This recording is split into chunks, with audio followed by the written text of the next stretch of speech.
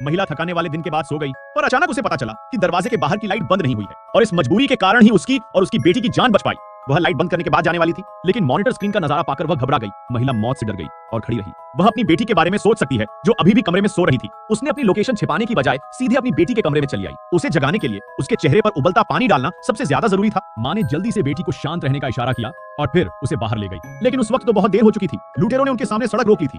भाग्यशाली तरीके से घर के अंदर एक लिफ्ट थी। संकट के क्षण में वे साइड में लगी लिफ्ट में भाग गए और बाहर मुखौटे वाले आदमी को ब्लॉक कर दिया। नीचे देखते हुए दो नकाबपोश आदमी ऊपर भागे और दूसरी मंजिल पहुंचे। वह तुरंत लिफ्ट के प्रवेश द्वार पर पहुंचा और पॉज बटन दबाया, पर उसे पता चला कि वह टूटा हुआ है। वे केवल एक दूसरे को घूर सकते थे। इस समय बेटी को अचानक याद आया कि दूसरी मंजिल पर एक शेल्टर है। उसने जल्दी से आपातकालीन लिफ्ट रोकने का बटन दबाया। पहले फ्लोर पर एक आदमी ब्रा पहनकर आया था और बहुत समय तक इंतजार किया, लेकिन लिफ्ट नीचे नहीं आई। उसे एहसास हुआ कि कुछ गलत था।